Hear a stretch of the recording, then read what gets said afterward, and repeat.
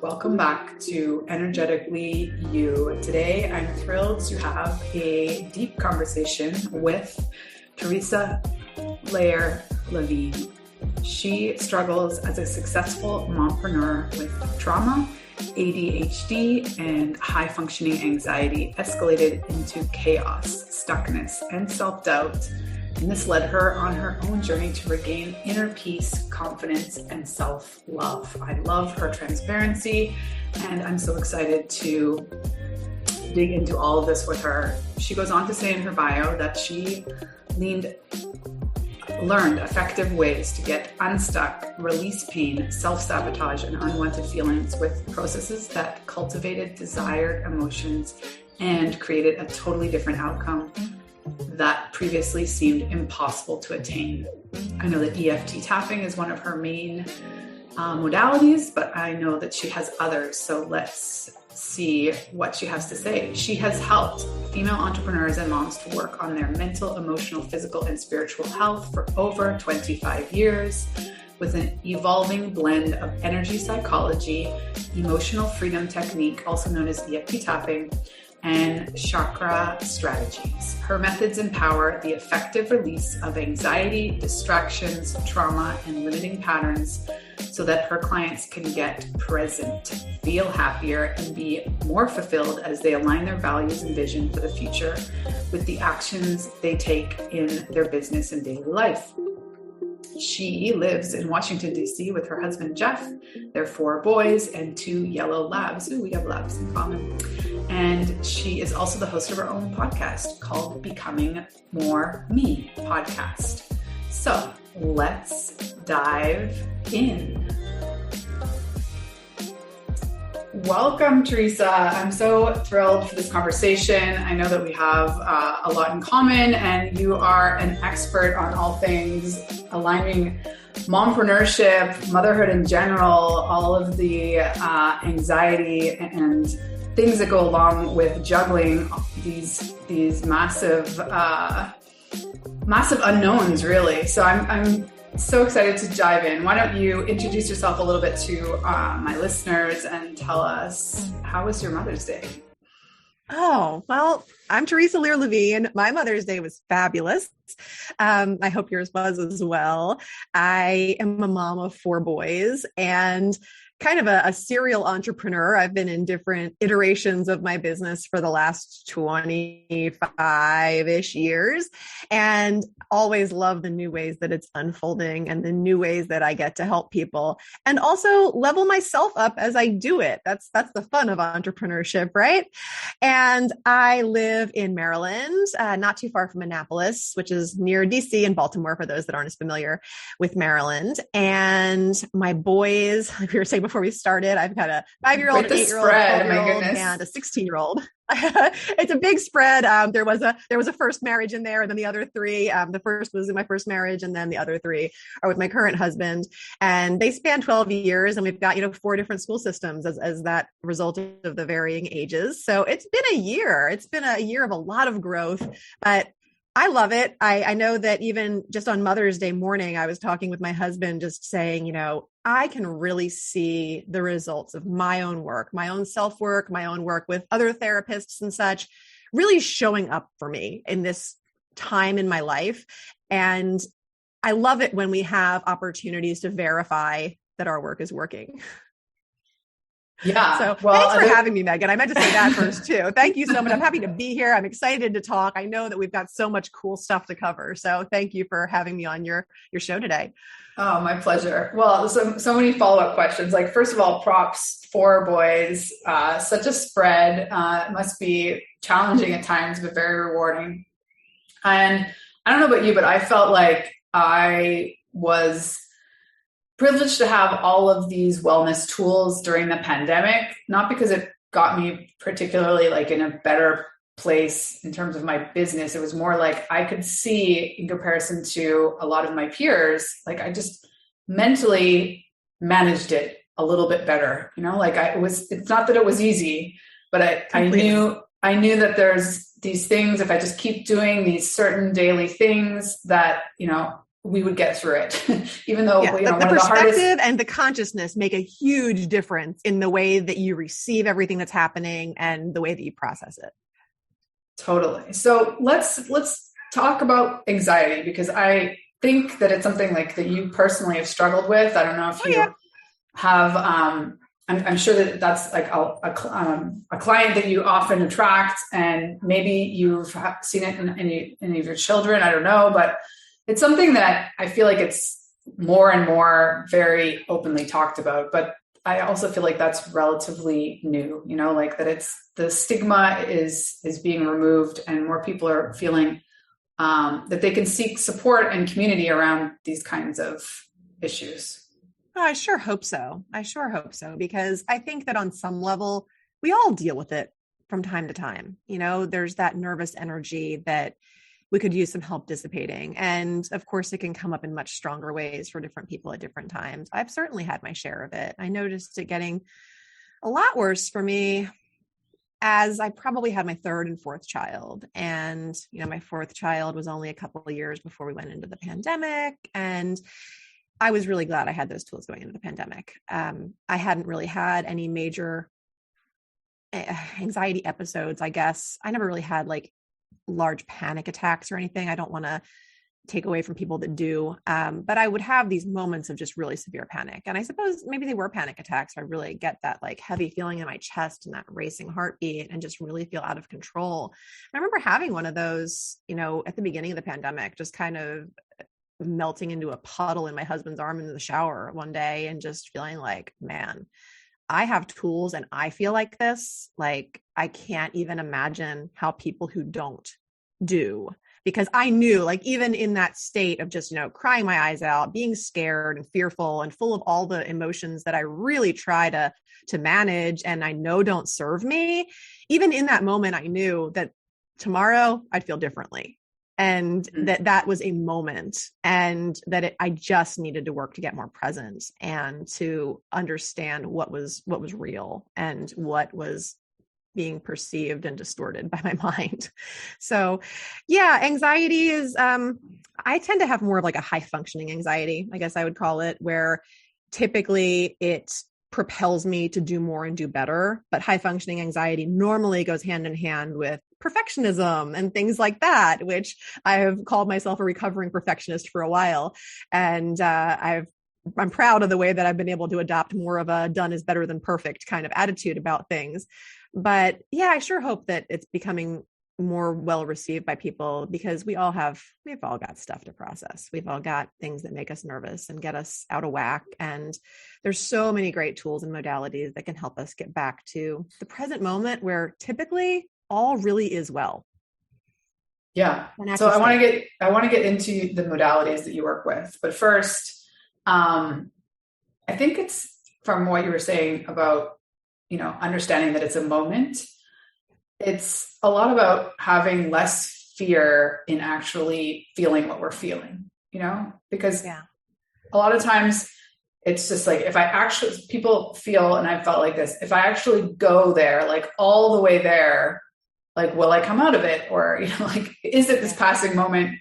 And what will that mean? Or will it change how I think about things? Like we try so hard to control our emotions.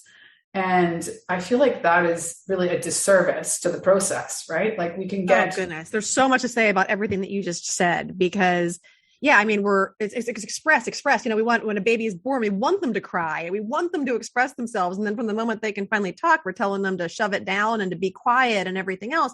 Our emotions are energy in motion. When we suppress them and make them still and stagnant, that's when we get the energetic blockages that I'll be talking about when we actually, talk about what EFT is and why it matters. But as far as, fear, fear is a tough one, because fear is not natural. We are not born fearful of anything. All fear that we have is conditioned. So, and we all seem to have been conditioned into some form of it. And it's all of those things that we feel unsafe about that keep us from being that best version of ourselves, that keep us from following through on all those things that we're dreaming about doing, and that keep triggering that, fight or flight kind of instinct in our body that makes us think something really, really awful is about to happen when a lot of times it's not even a real threat. Yeah, totally. All right. So let's talk modalities. You already touched on EFT. What else do you, or sort of what has been your journey of arming your toolbox when it comes to working with clients? Well, I've always enjoyed personal development, self-development, books, audio books, PBS specials. That's kind of where I grew up on back in the day. Totally. And I guess that was kind of the beginning, was just learning. And then it was realizing that knowledge wasn't enough on its own and that there needed to be action that went along with it. Mm-hmm. So then I kind of got into exploring different forms of, spirituality, different religions, different ways that other people relaxed or practiced things and such. And that was more knowledge and not doing, but fun. And then I started to do meditation, and that was tough for me because I have not just, the high functioning anxiety, but also ADHD. And I feel like most people with ADHD think that they're lousy at meditating because it requires continually coming back to the present moment. Mm-hmm. And it can be really hard to stay there. But I was able to, realize and adapt to that and find that guided meditation was more my jam than just trying to sit and meditate, which drove me crazy. Bonkers, I'm sure. Yeah. You and a lot of people. I mean, I don't even think that's specific to ADHD, but I can imagine it's, amplified for sure. Some people can clear their mind a lot easier though than we can. And God bless them, but it's not me. And that's okay. And then I got really into exploring affirmations and my feelings about them, both negative and positive, because affirmations can be a pretty big leap sometimes that can end up making you feel crappier than they do make you feel good, and kind of having it out with affirmations. And visualization has been one that has stuck with me, that I just love visualization. And I love creating, affirmations that feel in alignment with who I am, who I'm becoming, who I want to be. And then putting all of that together with EFT and hypnotic communication and Ho'oponopono and a bunch of other things that I love to kind of mix together into what I've found to be kind of the perfect soup of modalities, and just getting more comfortable with the things that are uncertain. I think that's the hardest thing. I forgot to mention law of attraction, and that's kind of where I'm going right now with them. I'm law of attraction coach as well. We have a hard time getting comfortable with letting go and allowing the quantum field to come in and help us align things. And that's, part of our fear and our anxiety and everything else, is that, the universe wants the highest good for all of us. And all we need to do is ask, and it is received. But what we do after we ask really, really matters. And a lot of people become too closed off or restricted or unwilling to be okay with letting it go and allowing, the quantum field to respond with what you asked for in the first place. So yeah, those are some of my favorite modalities. Amazing. So one thing I wanted to say is I'm sure that for me in my work, a lot of times I'm helping women give themselves permission, because you just gave a lot of information and techniques and tools. And I think some people take that and think they have to start doing all those things all at once. Right. Yep. And so then either they never start, or they feel like they're failing because they're not getting it all done. And there's just so much value in finding one of those tools to start with, and finding. That's exactly why EFT became my go-to. Exactly why it became my go-to, because I would overwhelm myself and get myself all kind of out of whack, feeling oh, well, I need to meditate, and then I need to visualize, and I should probably go do my affirmations, and then maybe I'll do a round of EFT and some yoga and, eat an awesomely healthy lunch. And then I don't have time to pick up the kids at school or, have a conversation with my husband or, just chill. So Yeah.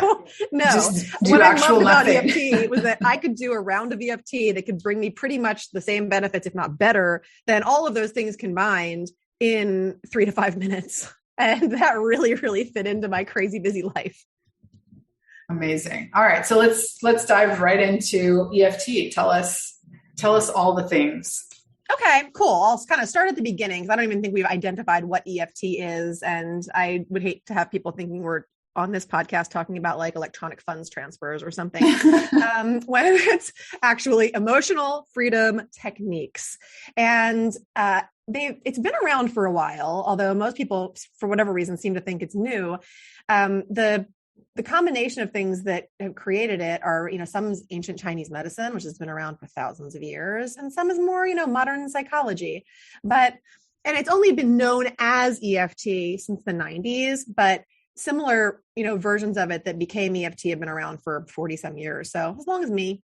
And, it's very scientifically proven. It's scientifically based. I know a lot of people ask right off the bat, like, isn't this some kind of woo-woo thing where you just have to kind of believe it and make it? No, you can actually not believe in EFT, do it and still get a result, because it is really getting your brain in on things, your body. It's connecting all 4 of your bodies. So, your mental, your emotional, your physical, your spiritual, it works with all of them in very logical and scientific ways. Now I'm all about the woo. So not, no slight to the woo there, because I love making it as wooey as people enjoy, but I can also work with somebody in a very straightforward way that is just all business pretty much as far as working out the kinks. I don't find that to be as much fun, but I'm with you. Personal preference. So EFT is, again, it's this combination of ancient Chinese medicine and modern psychotherapy and stuff like that. And what it does is it addresses the energetic blockages and things that are in your body. So I guess first you kind of need to understand that our energy flows through this invisible grouping of like these channels. They're called meridians in our body. That's how energy and life force flows. Now, those are the same points in your body that if you were to go see an acupuncturist, they might, insert the needles in order to release energetic blockages that might be causing you physical pain, or even, other things that are happening in your life. So it's been shown in like scientific studies and things that acupoint stimulation like that, whether it's, with needles or without, actually can bring about greater relief from pain than that given by medication, which is awesome, awesome news. And it was also figured out with tapping that there's about 9 points on our body that when you use them together, along with the psychological addressing of the issue. I couldn't hear what you said. Siri's talking to me. Sorry, this is real life here. She wanted to know more about EFT, Anyway, these 9 points on our body that when you tap them together, along with that psychological addressing of the issue, you get to unblock the energy and feel better. So those main points are the karate chop point, which is the side of your hand. If you were going to like karate chop a board, it's right there. Got the top of the head. We've got the inner part of your eyebrow, the side of your eye, under your nose, under your mouth, your collarbone point, and then under the arm, where like your bra would go around your body, that part of under your arm. So like not your armpit, but under your arm a little further down. Those are the 9 points that are mainly worked with. We have a lot of other meridian points on our body, but that particular combination is like the perfect combination for working on just about anything. And so people are like, okay, so it helps things feel better. What does it help feel better? Well, and that's where EFT is the most awesome modality, I think, because you can literally work on and make better anything that you can feel. That means emotional pain. That means physical pain. That means past trauma or bothersome memories, anything in the past that's still bugging you now, present stuff that's happening, and also future. And future is going to be where the anxieties and things come in. That is where, because anxiety is anything where we're worried about something that might happen, might never happen. We're just, it's there in our mind. So you can work on any of those things. And while you're tapping and talking, maybe you're also doing some visualization there. And what happens is that signals get sent to your amygdala. And the amygdala is fascinating. Like I'm no like big brain on the brain here, but I do know a little bit about the amygdala, and it's so small, and yet it is so powerful and probably responsible for a lot of the stuff that you're trying to work through. In the ways that it tries to keep us safe, sometimes it prevents us from doing what we set out to do. So it's this like little almond shaped part of your brain, and it only makes up like 0.3% of the overall volume of the brain. It's located in the anterior portion of the temporal lobe. It's a stress center, and it's not monitored by the thinking parts of your brain and the frontal lobes, but it stores your memories of events, emotions, things like that, so that you'll recognize if things trauma like that. Too, no? What? Stores trauma there as well, no? Yes, exactly. So if something happened in your past, it's going to store it so that if something similar were to happen again in the future, you'd be aware of it and probably do whatever you could to avoid it. So that's it's responsible for that whole fight, flight, freeze, or flee response that we have pretty much automatically when we're triggered by something that brings up fear in us, like we were talking about fear before. So that activates the sympathetic nervous system. And then, we've got the increased heart rate, we've got the increased blood pressure, the breathing. And, even after something subsides that it brings on that response, we're still kind of in that place for 20 to 60 minutes afterwards.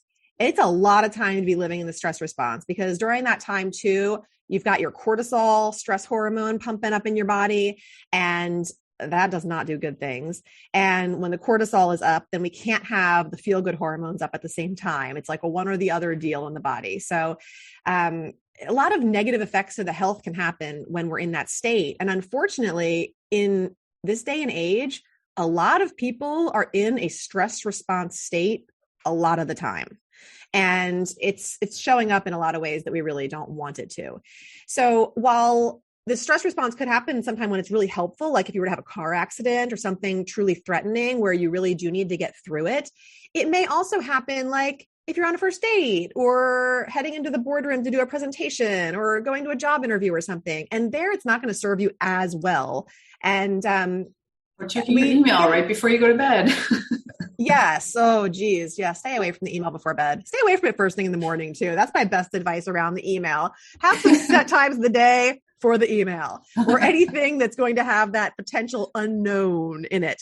I love the unknown. And I think that all of our best potential for change lies in surprises, unknown, breaking the whole habit of all the things that make us who we are right now in order to be who we want to be. But yeah, stay away from the email right before bed. And yeah, so, we have these dangers that aren't really dangers, basically, that are coming at us all the time right now. We're not cavemen that are running from, predators or falling off of cliffs or anything anymore. We're just, we're in this modern world where we're really, for the most part, pretty safe. And I don't want to discount things and areas of the world where that's actually not true. But for the most part, I think most people that are listening to this podcast are fairly safe on a day-to-day basis and not worried about those kind of things. So when we're implementing tapping properly, then we bypass the pathways that are normally accessed when you're just doing like talk therapy or life coaching or something like that. And we get to ease both the physical and the emotional levels simultaneously, which is like the total key to the effectiveness of EFT. And it also creates a really positive ripple effect, because when you can lower your resistance, lower your cortisol, increase your happy feelings around something, it affects all the different areas of your life. So all of a sudden you're feeling, better about something that you didn't even concentrate and tap on. It happens. EFT has this really cool side effect called borrowed benefits. And it happens in a few different ways, but you can actually borrow benefits from yourself in the sense that sometimes I'll be tapping with a client and we'll be kind of talking about things before, our session.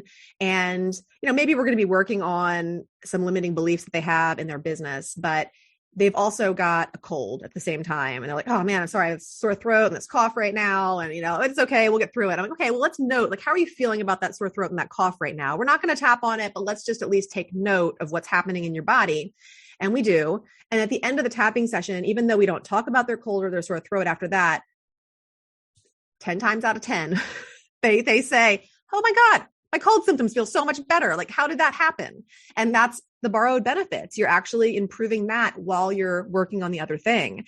And the same thing happens for practitioners, which is why a lot of times EFT practitioners don't get as burnt out as other types of practitioners of different therapies, because we actually gain improvement in different things that we're challenged by while we're helping other people work through completely unrelated things. It's pretty cool.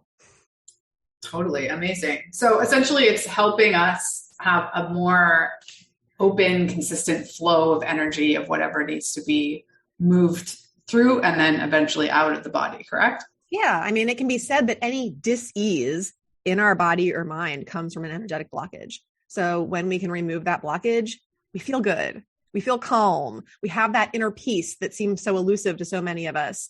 We can increase our confidence, our intuition. We feel more guided, more clarity. All of those things come back to us. And for me, it was the best tool for coming into the present moment and realizing how to come back to it when things would get me anxious or out of it.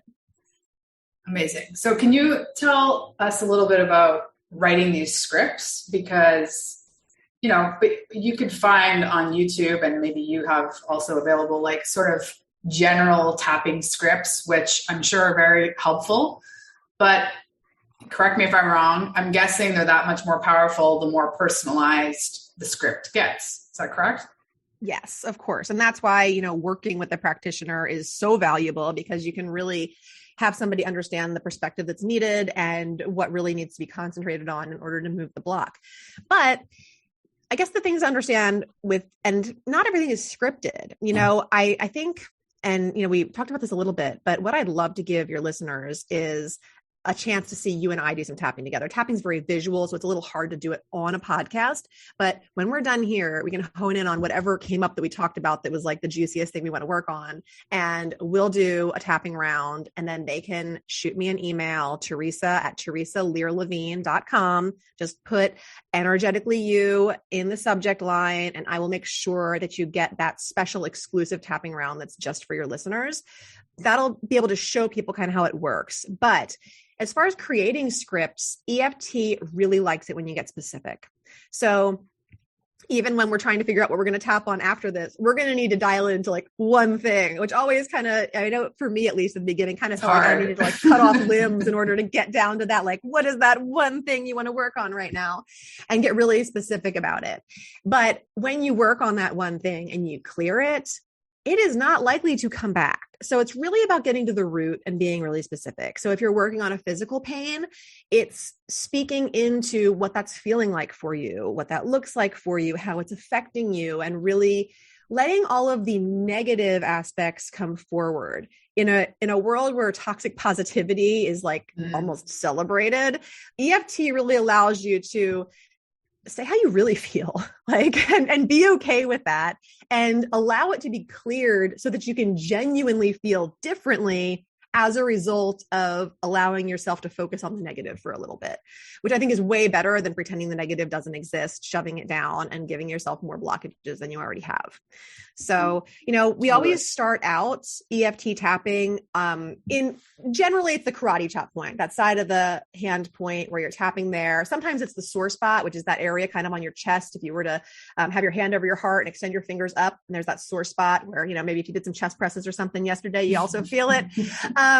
But we're either rubbing there or tapping on the karate chop point, and we're acknowledging what we're about to talk about. So maybe it's even though I have this awful headache, or even though, I don't know, the interview went horribly, or even though I had an argument with my husband, even though the kids are driving me crazy, whatever.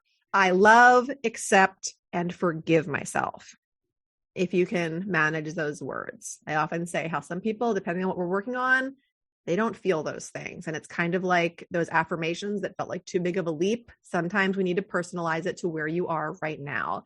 But the end goal and where the real emotional freedom comes is when you can love, accept, and forgive the situation, circumstance, feeling, whatever it might be. So we start off there, and it's kind of 3 times through that we're, even though whatever, insert whatever you want to tap on. I love, accept, and forgive myself 3 times. And then you start through the different points, beginning at the top of the head. Some people like to begin on the eyebrow point. Honestly, it doesn't matter. Like, get the points in. It's 5 to 7 times, tapping on each area. It's the perfectionism doesn't need to exist here. You can't do it wrong. You can't hurt yourself. You can't traumatize yourself with this. You really can't do any wrong. So just do what feels right. And you're going to describe what's happening. So if you're working on a headache, maybe you're describing the headache and you're at the top of your head and you're saying, oh, I have this awful headache. And you're moving to the next point. I feel it in the front of my forehead or wherever. You're describing where you feel it. Maybe it has a color. Maybe it has a texture. Maybe it makes you feel angry. Maybe it makes you feel tired. Whatever all those feelings are, tapping and just saying them. And even if you're tapping alone, which most people do, because sometimes it's weird to just tap in front of other people. On the subway or something. You still want to say it out loud and with emphasis and like a passion for what you're expressing. That's as important as being specific, but you can also do it silently and it's also effective. But best case scenario, you are passionately tapping and talking about the issue and going through those points about 3 times. Now, I always say you want to rate your intensity first, and we'll do this when we do our sample round afterwards. But the simplest way to do it is just that kind of 0 to 10 scale. Same thing that you would do if you went into a doctor's office for something or whatever, and they needed you to rate your pain or discomfort or whatever.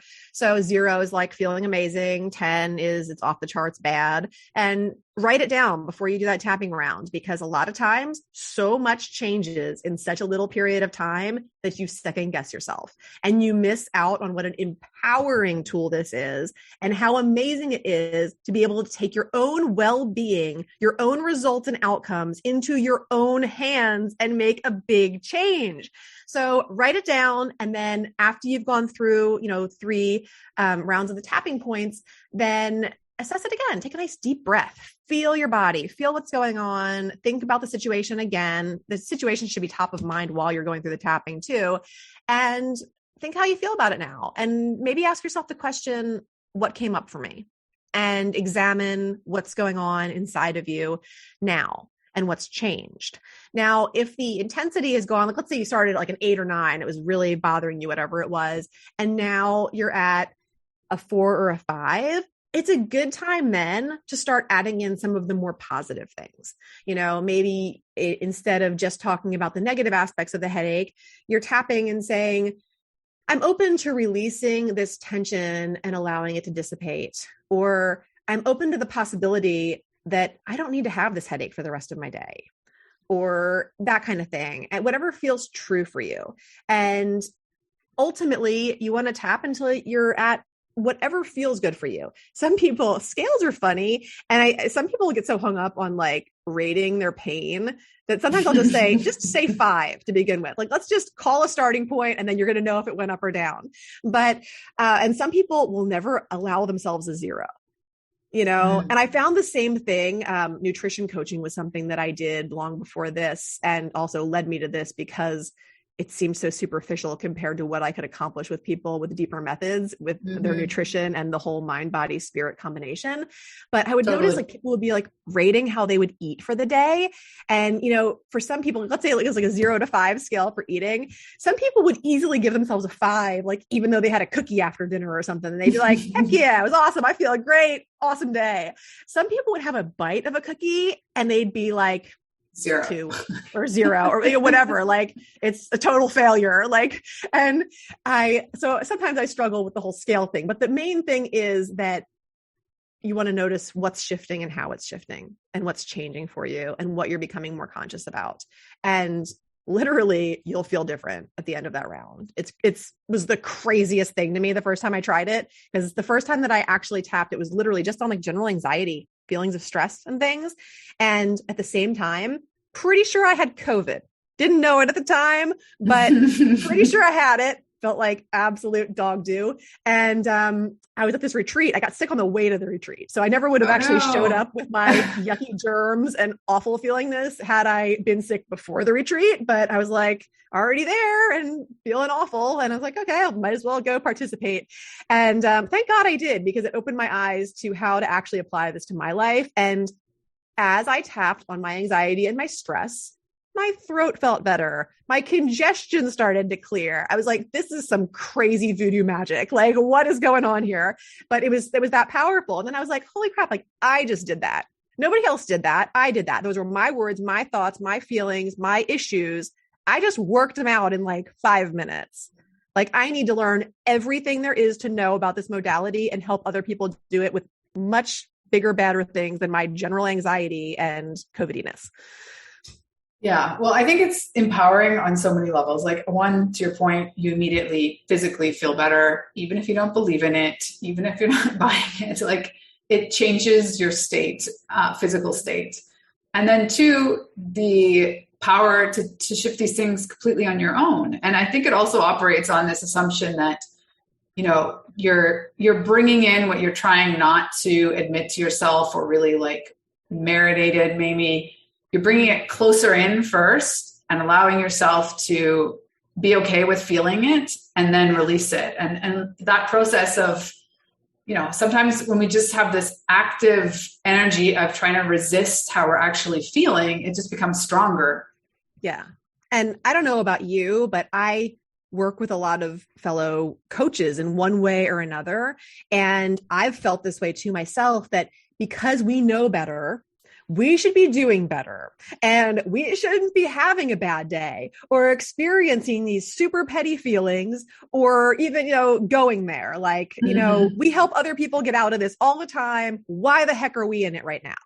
And that doesn't help anything, first of all, but there is like such a release and there's so much fun in just being like petty and simple and just sometimes just rude and mean and nasty about how we feel and getting it out and then feeling better and coming back to that place of how we really know we want to be and show up and behave in this world. And nobody has to know. Totally. All right. So well, tell us a little bit about your podcast and what you focus on and all the ways that people can connect with you.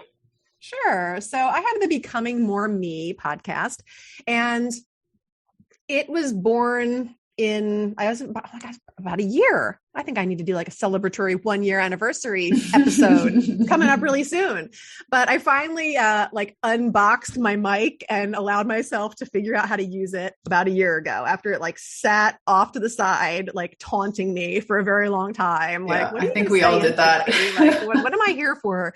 And it started out kind of not knowing what it was all about. I knew it was about becoming more me and all the things, essentially it's grown into that. It's just all the things that help me become more of who I am and all the things that help my guests become more of who they want to be, and how we're all kind of always on this journey and always becoming, and you know, that kind of stuff. So it goes all over the place. I love to use my own life circumstances as teachable stories and things like that when I do solo episodes. And then I love to have other people on that have something to contribute about the things that have really helped them to grow. But at the end of the day, it's all about growth. And as far as finding me, I'm pretty Googleable, but if you want like some more specific resources, I would say go to theresasfreegift.com. Theresa's with an H. So it's THERESAS, freegift.com. And there you're going to get, currently I have a 5 Minutes to Freedom ebook that's there. And it's full of all sorts of different exercises you can do, some tapping videos. You can pick a subject that resonates with you and just press play. There's some scribing stuff. There's a really cool quiz where you can actually learn how emotionally free you are, which will point you to the areas that you actually might want to focus on. And some other cool stuff there where you can just learn more about what emotional freedom is all about and how it might benefit you. So that would be my recommendation. And I look forward to, you know, connecting with your listeners and helping them to figure things out. If they want to reach out and send me that email, I'll send them that exclusive tapping script that we're about to create. That'll just be Theresa@TheresaLearLevine.com, my email address. Amazing. Well, I'll share all of your socials in the show notes, and that other website you just mentioned will link up as well so that it's easy for everyone to find those resources. Thank you so much for sharing that. Is there anything else you wanted to leave? Any final thoughts to leave us with today? Goodness. Nothing specific. Just if you've never tried EFT, I strongly encourage anyone listening to at least try a round or two on one or two different issues that you have going on. see what shifts, see what changes. You might just thoroughly amaze yourself and be blown away at, at how different things can be and how different you can be, especially if you're used to feeling a certain way, that you have the power to change it. Amazing. Well, thank you so much for your time and your energy today. I really appreciate it. It was a great conversation, and we'll all be in touch. Thank you, Megan. Appreciate it. So Theresa and I just recorded her walking me through tapping on imposter syndrome, and it was so cool. I think, honestly, I'm going to ask her for the recording so I can keep doing it. Because even when it's something that you feel like you've really dealt with on multiple levels, hitting it up with a different modality, for this case, like I haven't really focused on imposter syndrome with EFT tapping. I usually use it for more energetics. But I really did feel a difference. And it's all about voicing what you're actually feeling and not and removing the layer of shame around it. That's what's so powerful and empowering. So do hit her up. We'll have in the show notes her email, so you can email her to get the EFT tapping session. She just gifted me, and all the other things we mentioned in the podcast. So have a good one.